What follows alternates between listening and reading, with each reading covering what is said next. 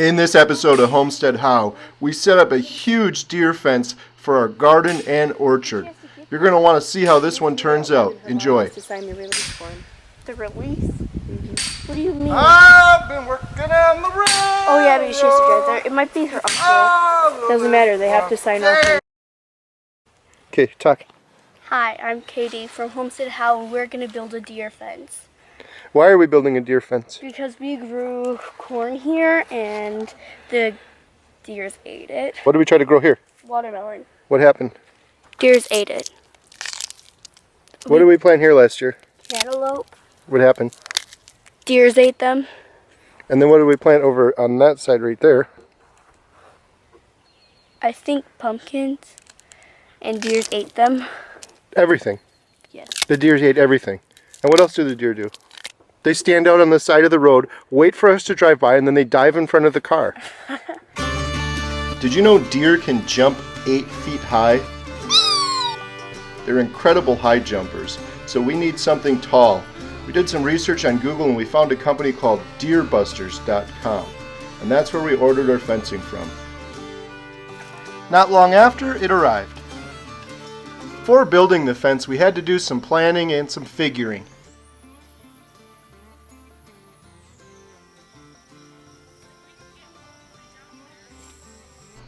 After some careful consideration, we picked this spot of our property to put our deer fencing. It's going to be about 50 feet on the front and 100 feet on the sides. It's going to be a huge area. If you follow our channel, you may remember we planted some fruit trees a few years ago. Unfortunately, the fencing there was not adequate. We're going to be transplanting those into our new deer fencing area. After doing a ton of projects on our homestead, one thing I've learned is that preparation is key. Setting up a work area, getting all of the parts and pieces out, having all the tools ready really makes a big difference and goes a long way. Deer Busters provided some excellent directions. We had a hard copy and then I also had a PDF version on my phone so I could quickly reference it. These parts here are the sleeves that go in the ground. They have a pointed end. And it comes with a tool so you could use a sledgehammer to pound them in. So you don't have to cement every single post. We're only going to be cementing the 4 corner posts.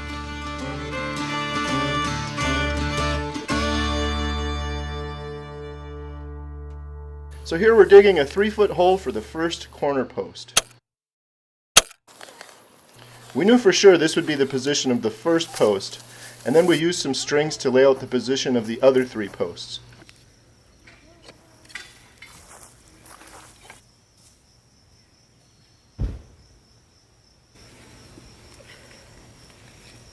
Ouch.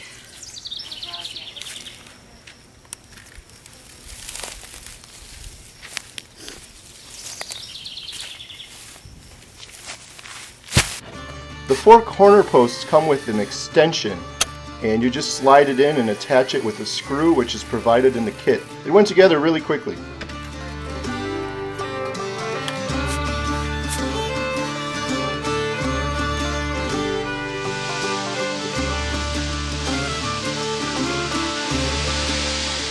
A little bit more water.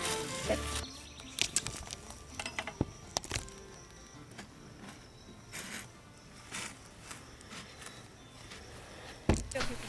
After laying out the position of the other 3 posts, we repeated the same process, adding the extension and cementing in each corner post, and then we let it set overnight.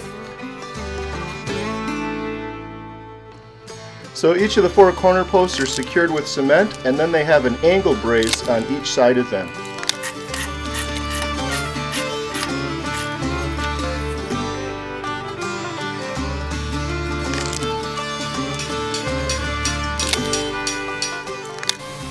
Here we had to clear some small brush out of the way for the fence.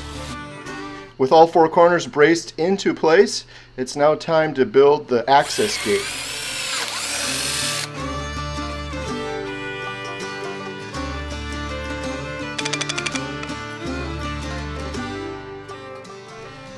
The directions are great and this thing's going together a lot quicker than I anticipated.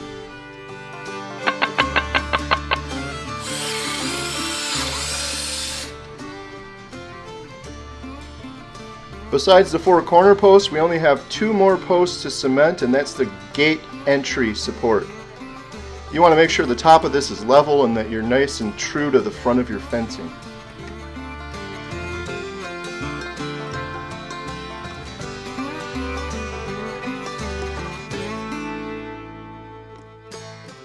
So Katie, who's the boss of this operation, approves of the gate. We're going to let it set overnight and get started again tomorrow. So these inside posts go in pretty easily. There's a sleeve, you take a sledgehammer, there's a point on the end of the sleeve, and you pound them right in.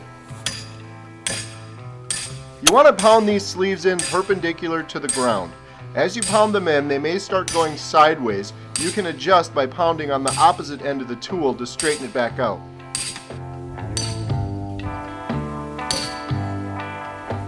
Get a cap on it? Yes, it does.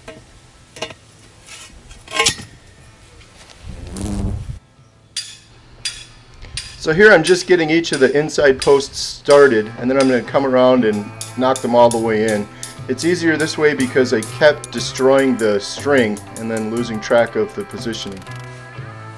I like this shot because it shows how large our fenced-in area is going to be. This fence on the side here is almost 100 feet. Besides planting a huge garden in here, we're also going to do fruit trees.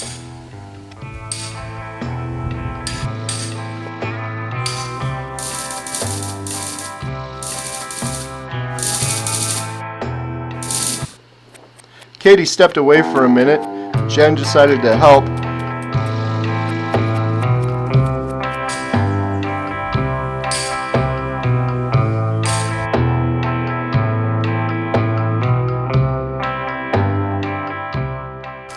It's recommended to keep the fencing upright as you attach it to each of the posts.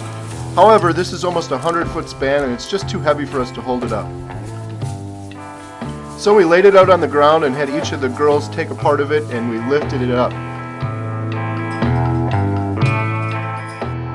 The fencing attaches to the posts with these huge tie wraps. They're really heavy duty and they do a great job. We'd have a couple of the girls pull the fence really tight as I secured the tie wraps.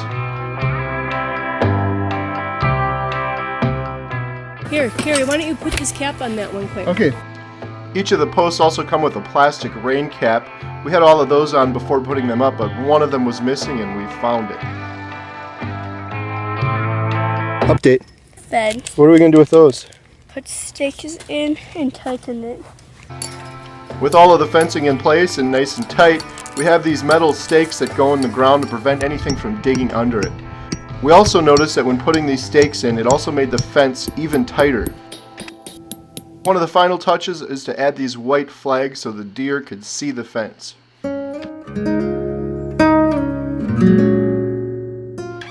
We're really excited with how this fencing turned out. Not only is it high enough and strong enough to keep the deer out, it also looks great. We're really excited for starting our garden here next year and planting some fruit trees.